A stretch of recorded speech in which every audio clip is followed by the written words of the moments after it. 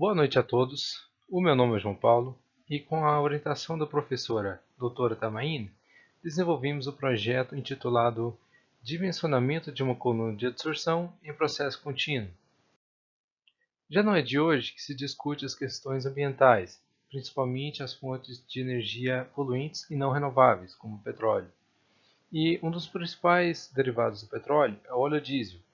Então, para cumprir as leis definidas pelo CONAMA, que é o Conselho Nacional do Meio Ambiente, é essencial restringir a quantidade de enxofre e nitrogênio no óleo diesel, para evitar a reação com o oxigênio e a formar os óxidos de enxofre e nitrogênio, que são um dos principais poluentes do ar. Para isso, um processo muito utilizado é a adsorção, mas o que é a adsorção? A adsorção é um processo que envolve um adsorvente e um adsorbato, na qual as substâncias a serem separadas aderem aos poros do adsorbato por meio de um processo físico de transferência de massa. Esse processo ocorre em uma coluna de leito fixo, que é basicamente uma estrutura que contém o sólido adsorvente, no qual irá remover a substância desejada diluída em um fluido.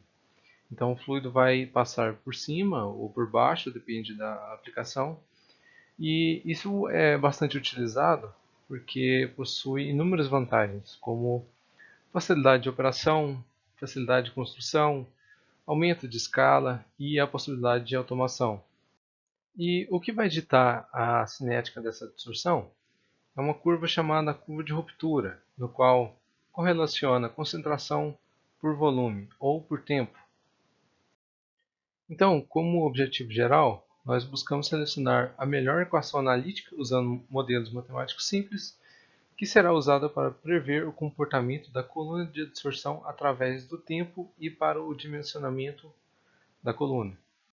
Então, especificando os objetivos, nós vamos selecionar diferentes modelos cinéticos, 4 deles, aplicá-los aos dados experimentais, selecionar o modelo cinético que melhor se adequa aos dados experimentais e utilizar o modelo selecionado no dimensionamento da coluna.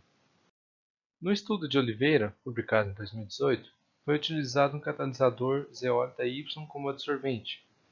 Esse catalisador é basicamente uma composição de suspensão de argila e outros minerais que passou por uma remediação cinética. Nisso, foram feitos dois tipos de ensaios, ambos a 40 graus Celsius, no qual o ensaio 1, que possui uma vazão volumétrica de 1 ml por minuto e o comprimento do leito 10 centímetros, e o ensaio 2, uma vazão de 0,5 ml por minuto e o comprimento de leito 11 centímetros. Os métodos matemáticos utilizados foram equações simples e linearizadas, no qual correlacionam concentração e tempo. E a primeira a ser exemplificada aqui vai ser a equação de Bohr-Adams, descrita em 1920, no qual uma parte da equação fez o papel do coeficiente angular e a outra parte do coeficiente linear. Então, entendendo o que significa cada um dos parâmetros, primeiramente a gente tem o C0 e o CT, que são a concentração inicial e a concentração em um tempo t, dada em miligrama por litro. A constante de Bohr-Adams, dada em litro por miligrama minuto. N0, que é a concentração de saturação, dada em miligrama por litro. O Z, que é o tamanho da coluna, dada em centímetros. O zero, que é a velocidade superficial de absorção, dada em centímetro por minuto. E o T em minutos.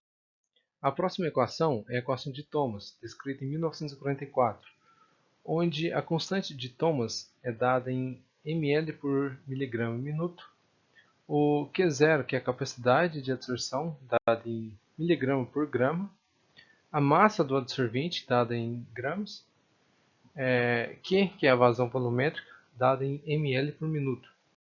Dando sequência, temos a equação de Nelson, de 1984, no qual a constante de Nelson, dada em minuto elevado a menos 1, e o tau, que é o tempo até atingir metade da absorção, é dado em minutos. E aqui fica o meu destaque para essa equação, porque é uma equação bastante simples e com poucos termos, e a gente vai ver para frente que foi uma equação que se adequou bem aos dados experimentais. Por último, temos a equação de Young, descrita em 2001, onde a constante de Young é dado em ml por miligrama minuto, QY, que é a capacidade máxima de adsorção, dada em miligrama por grama, e o Q maiúsculo, que é a vazão volumétrica, dada em ml por minuto. Para os resultados do enxofre, todos obtidos por tabelas do Excel, nós podemos notar que para o ensaio 1, com vazão volumétrica de 1 ml por minuto e tamanho da coluna de 10 cm, o modelo que melhor se ajustou aos dados experimentais foi o modelo de Young, com um R quadrado de 0,8454. Lembrando que quanto mais próximo esse valor de 1, melhor ficou o ajuste linear. E para o ensaio 2, com vazão volumétrica de 1000 ml por minuto e tamanho da coluna de 11 cm, o modelo que melhor se ajustou aos dados experimentais foram os modelos de Thomas e o modelo de Yu-Nelson, ambos com um R quadrado de 0,9070. Para os resultados do nitrogênio, no caso do ensaio 1, com vazão volumétrica de 1 ml por minuto e tamanho da coluna de 10 cm, o modelo que melhor se ajustou aos dados experimentais novamente foi o modelo de Young, com R quadrado de 0,8762.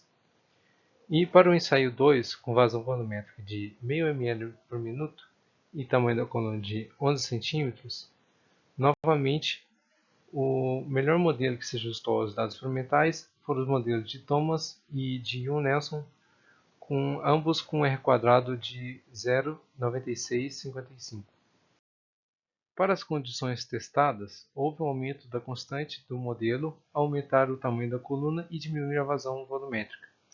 E uma exceção se apresentou no modelo de Thomas, onde a constante diminuiu mesmo com o aumento da coluna. De conclusão, nós temos que para cada contaminante estudado, que foram o enxofre e nitrogênio, duas colunas de leito fixo de tamanhos distintos, que foram 10 e 11 cm, foram analisadas com o intuito de avaliar o comportamento da culticultura. Diante disso, foram selecionados os modelos de Borja-Adams, Thomas, Yu-Nelson e Young. Dentre eles, os modelos que melhor se ajustaram aos dados experimentais foram os de Thomas e Yu-Nelson, uma vez que os valores de R quadrado para ambos são idênticos, e com uma exceção na coluna de 10 cm para o enxofre e nitrogênio, onde o modelo de Young teve um R quadrado de 0,8454 e 0,8762, respectivamente. E aqui eu deixo os devidos agradecimentos à CAPES, à CNPq, à Universidade Federal de Uberlândia, à Universidade Federal do Paraná e à Universidade Federal de Santa Catarina. Quero agradecer também a todos os envolvidos na coordenação da Jornec, principalmente o pessoal do DA, o pessoal do PET, os professores e, em especial, a professora Tamaine, que me coordenou nesse projeto. Muito obrigado, boa noite e tchau!